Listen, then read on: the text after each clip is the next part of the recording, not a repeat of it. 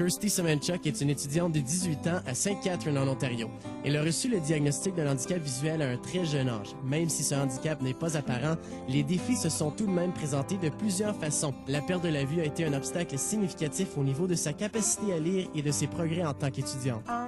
Ce handicap se nomme Stargard's. Ça implique que je n'ai aucune vision centrale, alors je ne peux voir qu'avec ma vision périphérique. Si quelque chose est trop loin ou trop proche, je le vois tout embrouillé et je ne peux pas le lire. Beaucoup de gens ne comprennent pas. Ils pensent que parce qu'elle est aveugle, elle devrait se promener avec une canne ou avoir un chien guide. Mais il y a beaucoup plus derrière cet handicap. Parce qu'elle ne peut pas voir les choses comme vous et moi le pouvons, elle doit faire beaucoup plus d'efforts et forcer ses yeux. Les gens me disent, « Votre fille est aveugle? » Je leur dis, « Oui, elle est aveugle. » Ils ne peuvent pas croire. Ils ne peuvent pas croire comme elle s'adapte bien aux situations. Oui, c'est vrai que c'est très impressionnant la façon dont elle se déplace et se débrouille. À l'école secondaire St. Francis, Kirsty a accès à de l'équipement spécialisé lui permettant de réussir dans ses études. Elle est une étudiante extrêmement indépendante et qui veut réussir tout ce qu'elle entreprend. Kirsty est une étudiante extraordinaire pour plusieurs raisons, mais surtout parce qu'elle a appris à décider d'elle-même de ce dont elle a besoin pour réussir.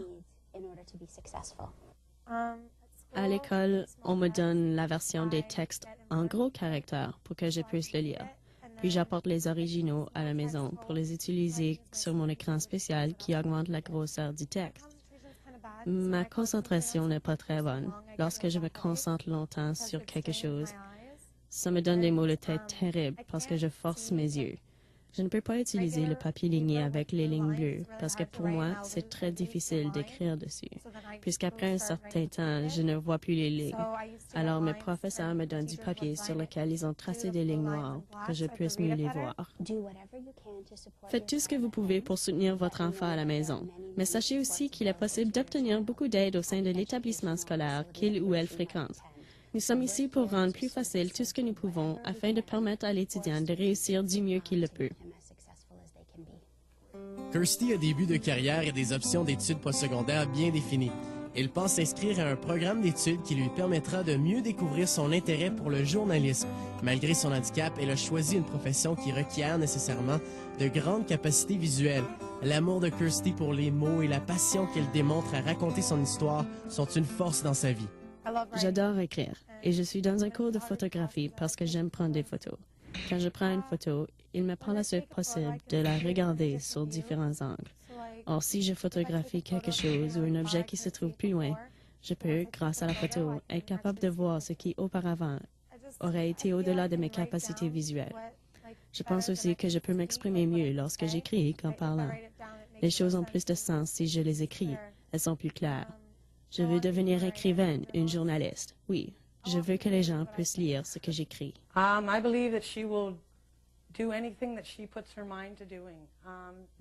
Je crois sincèrement que Kirsty fera tout ce qu'elle désire faire. Elle est très forte. Elle tient cela un peu de moi, j'imagine. Elle est très indépendante, très intelligente, et elle adore l'école. Je n'ai jamais eu à la tirer du lit pour aller à l'école, alors je sais qu'elle ne sera jamais en retard au travail ou en retard pour une entrevue. Je pense qu'elle va bien réussir dans la vie. Travailler comme journaliste malgré son handicap visuel est un but tout à fait atteignable pour Kirsty. Carly Nation est une reporter très bien connue qui travaille pour CTV à Toronto. Elle a aussi un handicap visuel, mais ça ne l'empêche pas de faire ce qu'elle veut. En fait, elle vient tout juste de gagner le prix de distinction afro-canadien. Carly a obtenu son diplôme en sciences politiques à l'Université de Toronto. Elle a aussi complété un programme en journalisme au Collège Humber. Bien, pour le moment, j'ai perdu l'usage de toute ma vision périphérique et j'ai une vision double permanente. Je vois tout en double tout le temps.